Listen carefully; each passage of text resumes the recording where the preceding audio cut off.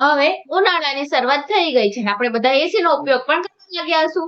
જેમ જેમ તાપમાન વધતું જશે એમ એમ આપણે એસી નો ઉપયોગ પણ વધતો જશે. ને હવે અત્યારે તો બધાને એવું જ હોય, ચાલો જલ્દીથી કામ કરીને એસી ની ઠંડી હવામાં બેસી જઈએ, જેના લીધે ગરમી પણ ના થાય, પસીનો પણ ના આવે અને આપણને મજા આવે. અત્યારે એસી નો ઉપયોગ બધે જ થતો હશે. ઓફિસમાં એસી, કારમાં એસી, ઘરે આવીએ તો ઘરે પણ એસી. જ્યાં એસી નો સતત ઉપયોગ જે વધતો જાય છે એના લીધે આપણા શરીર પર એની આડઅસર થતી જોવા મળે છે.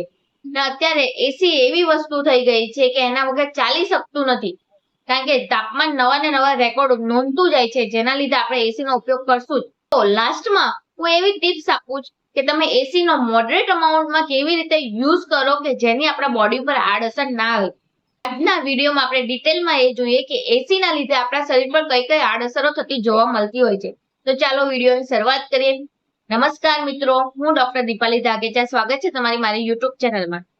અત્યારે આપણે ઘણા બધા લોકોએ નોટિસ કર્યું હશે કે જેવી રીતે આપણે સડન એસી માંથી બહાર આવીએ તો આપણને કેટલી ગરમી લાગતી છે, હોય નહીં એના કરતા વધારે ગરમી લાગતી હોય છે. કારણ કે આપણા બોડીનું ટેમ્પરેચર છે જે બહારના ટેમ્પરેચર સાથે તાલબદ્ધ ના થાય, જેના લીધે આપણને વધારે તકલીફ લાગતી હોય છે. અને જે આપણે સતત આ તાપમાનમાં ચેન્જ કરતા રહીએ, જેમ કે ગરમીમાંથી ઠંડીમાં જઈએ, ઠંડીમાંથી ગરમીમાં જઈએ, જે સડન આપણે આ ચેન્જ કરતા હોય એના લીધે આપણી બોડીનું જે ટેમ્પરેચર છે એ બહારના ટેમ્પરેચર સાથે લયબદ્ધ રીતે કામ ના કરે, જેના લીધે આપણા બોડીમાં આડઅસરો ઊભી થતી હોય છે. એ શરીરના અંગો જેવા કે શ્વસન તંત્ર, હૃદયને, આપણા હાડકાને, સ્નાયુને અને આપણી ચામડી પર વધારે પડતી એની અસરો થતી જોવા મળતી હોય છે. અને એ આપણી ઇમ્યુન સિસ્ટમ પર અટેક કરે છે, જેના લીધે આપણી ઇમ્યુન સિસ્ટમ વીક બનતી હોય છે અને આપણને ઘણા બધા રોગો થવાનું જોખમ પણ વધતું હોય છે. એક સર્વે અનુસાર કે જે લોકો સતત 8 થી 10 કલાક એસીમાં રહેતા હોય છે એ લોકોને બીજા લોકોની સાપેક્ષમાં શ્વસન તંત્રના રોગો, હૃદયના રોગો, ચામડીની બીમારી થવાનું જોખમ 10 થી 20% જેટલું વધારે રહેતું હોય છે. માટે એસી નો ઉપયોગ કરો તો તેને મોડરેટ અમાઉન્ટમાં કરો, જેના લીધે આપણે તકલીફ ના થાય. તો એસી ને લઈને થતી આડઅસરોમાં પહેલી છે શ્વસન તંત્રના રોગો. ઘણા બધા લોકોએ નોટિસ કર્યું હશે કે આપણે રાતે એસીમાં સૂઈએ તો બીજા દિવસે લોકો કહે કે મારું નાક બંધ થઈ ગયું છે, મને થોડી શરદી જેવું લાગે છે. એ કેમ લાગે છે? કારણ કે એસી ની જે હવા છે આપણી ઇમ્યુન સિસ્ટમ પર અટેક કરતી હોય છે અને આપણી ઇમ્યુન સિસ્ટમ વીક બનાવતી હોય છે, અને જેના લીધે આપણને શરદી, ખાંસી, તાવ, સાઇનસની તકલીફ, માથાનો દુખાવો એવી તકલીફો થતી રહેતી હોય છે. અને જો વારંવાર આપણે સતત ગરમીમાંથી ઠંડીમાં, ઠંડીમાંથી ગરમીમાં એવી રીતે આપણે ટેમ્પરેચરમાં ફેરફાર કરતા હોય, જેના લીધે જે આપણી શ્વાસની નળીઓ છે એ સંકોચાઈ જતી હોય છે, જેના લીધે આપણને શ્વાસ લેવામાં પણ તકલીફ થતી હોય છે. ને ખાસ કરીને જે લોકોને અસ્થમાની તકલીફ છે, જે લોકોને એલર્જી છે, એ લોકો માટે તો એસી ની ઠંડી હવામાં રહેવું વધારે જોખમી હોય છે. કારણ કે એસી ની જે ઠંડી હવા હોય એના લીધે બ્રોન્કોસ્પાઝમ થતું હોય, એટલે શ્વાસની નળી સંકોચાઈ જતી હોય છે, જેના લીધે એ લોકોને તકલીફ વધતી હોય છે. માટે આ લોકોએ એસી નો ઉપયોગ થોડો ઓછો કરવો જોઈએ. હવે વાત કરીએ બીજી અસર જે એસી ના લઈને થતી હોય છે, એ છે ચામડીમાં. અત્યારે સુંદર દેખાવું બધાને જ ગમતું હોય છે, જેના લીધે ચામડીનો કોઈ પણ રોગ આવે એ લોકો સહન નથી કરી શકતા. અને જ્યારે આપણે સતત એસીમાં રહેવાનું લાગે એટલે આપણી ચામડી ડ્રાય થઈ જાય છે, આપણને ખંજવાળ આવે છે, આપણને ચામડી ખેંચાતી હોય એવું બધું લાગતું હોય છે. કારણ કે એસી ની ઠંડી હવાના લીધે આપણી સ્કિનનું જે નેચરલ મોઇશ્ચરાઇઝર હોય એ નષ્ટ થતું હોય છે, જેના લીધે આપણી ચામડી એકદમ શુષ્ક બનતી હોય છે અને આપણને તકલીફ થતી હોય છે. અને જે લોકોને ચામડીના રોગો જેવા કે ફંગલ ઇન્ફેક્શન છે, ધાધર, ખરચું, સોરિયાસિસ રહેતા હોય, એ લોકો જો સતત એસીમાં રહેતા હોય કે સતત ગરમીમાંથી ઠંડીમાં એવી રીતે તાપમાનમાં ફેરફાર કરતા હોય, એ લોકોને ચામડીના રોગો થવાનું જોખમ પણ વધારે રહેતું હોય છે અને એ લોકોને ચામડીની તકલીફમાં રાહત મેળવવામાં પણ વધારે વાર લાગતી હોય છે.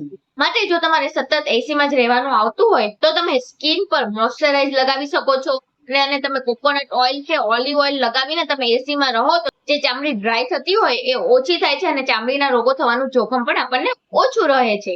તો ત્રીજી જે એસી ના લઈને અસર આપણા શરીર પર થાય છે એ છે બ્લડ પ્રેશર અને હાર્ટની તકલીફ. જ્યારે આપણે વારંવાર ગરમીમાંથી ઠંડીમાં, ઠંડીમાંથી ગરમીમાં એવું તરત જ કરવાનું આવે, જેના લીધે આપણા જે લોહીની નળી હોય એ કાં સંકોચાઈ જતી હોય છે, કાં વિસ્તરાઈ જતી હોય છે, જેના લીધે આપણને બ્લડ પ્રેશર આવી શકે છે. અને જો લોહીનું પરિભ્રમણ નસોમાં બરાબર ના થાય, જેના લીધે હાર્ટ પર લોડ પડતો હોય છે અને આપણને હાર્ટ ડિઝીઝની બીમારીઓ પણ થતી રહેતી હોય છે. માટે જે લોકોને હાર્ટ ડિઝીઝ નું રિસ્ક હોય કે બ્લડ પ્રેશર ની તકલીફ હોય એ લોકોએ એસી નો ઉપયોગ ઓછો કરવો જોઈએ. તો હવે ચોથી તકલીફ છે જે છે મસ્ક્યુલોસ્કેલેટલ સિસ્ટમ પર, મતલબ સાંધા, હાડકા અને સ્નાયુની તકલીફ.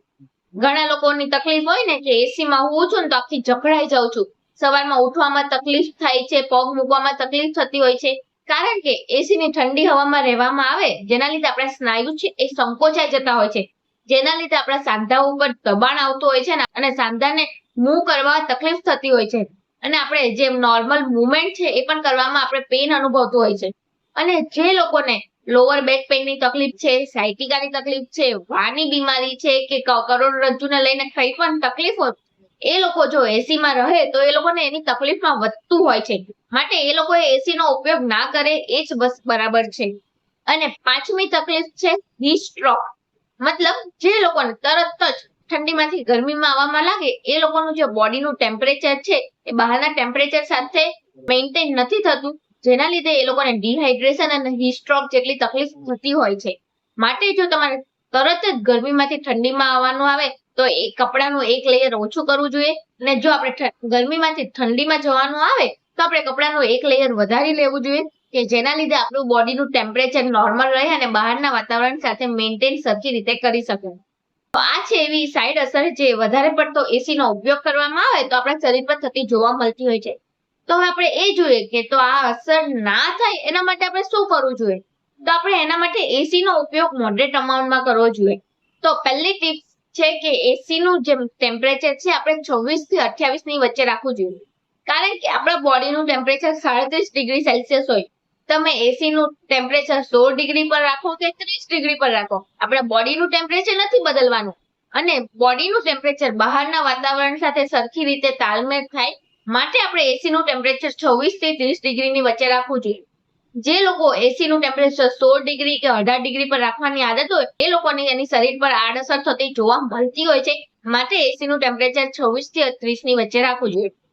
બીજું છે કે જે લોકોને સતત મજબૂરી છે કે 8 થી 10 કલાક ઓફિસમાં કામ કરવું પડતું હોય છે કે બીજે કશે કામ કરવું પડતું હોય જ્યાં એસીમાં જ રહેવાનું આવતું હોય છે, તો એ લોકોએ જ્યારે પણ બની શકે ત્યારે ખુલ્લા વાતાવરણમાં રહેવું જોઈએ, જેના લીધે આપણા બોડીનું ટેમ્પરેચર મેન્ટેન થઈ શકે. ને એ લોકોને વધારે પડતું ગરમ પાણી પીવાનો ઉપયોગ કરવો જોઈએ કે જેના લીધે આપણું બોડીનું ટેમ્પરેચર છે મેન્ટેન થાય અને આપણને એસી ના લઈને જે શરીર પર થતી તકલીફ હોય ઓછી થાય. ત્રીજું છે એકવાર રૂમ ઠંડો થઈ ગયો તો પછી આપણે એસી ને સ્વિચ ઓફ કરી દેવું જોઈએ, કારણ કે આપણને આદત હોય કે એક રૂમ ઠંડો થઈ ગયો તો પણ આપણું એસી સતત આખી રાત કે દિવસ શરૂ જ રાખે, એ ના કરવું જોઈએ. અને ચોથું છે જો એસી માં વધારે પડતું રહેવાનું આવતું હોય ને ચામડીની તકલીફ હોય તો આપણે કોઈ પણ તેલ કે મોઇશ્ચરાઇઝ લગાવીને જ એસી માં જવું જોઈએ કે જેના લીધે ચામડીની તકલીફ આપણને ઓછી થાય, અને એની સાથે સાથે આપણને જે સાંધાના દુખાવા હોય કે મસલના જે ખેંચાણ હોય એમાં પણ રાહત મળતી હોય છે. અને બિનજરૂરી છે એટલો એસી નો ઉપયોગ ઓછો કરો અને ખુલ્લા વાતાવરણમાં રહેવાની ટેવ પાડો, કે તમે સવારના ખુલ્લા વાતાવરણમાં કે સાંજના ખુલ્લા વાતાવરણમાં વોક કરો કે જ્યાં ગાર્ડનનો એરિયા હોય, જેના લીધે તમે ઓક્સિજન પૂરતું તમારા શરીરને મળી રહે અને તમારું બોડીનું ટેમ્પરેચર પણ સેટ રહે. તો આ એવી ટિપ્સ છે કે તમે આ રીતે જો એસી નો ઉપયોગ કરશો તો એસી ને લઈને જે સાઈડ અસર છે એ તમારા બોડી પર ના થાય. તમે કંઈ નવું જાણવા માંગતા હોય તો મને કમેન્ટ કરીને પૂછી શકો છો, અને કંઈ ક્વેશ્ચન હોય તો પણ મને કમેન્ટ કરશો. તો હવે મળીએ નવા વિડીયોમાં, ત્યાં સુધી બધા ખુશ રહો, તંદુરસ્ત રહો.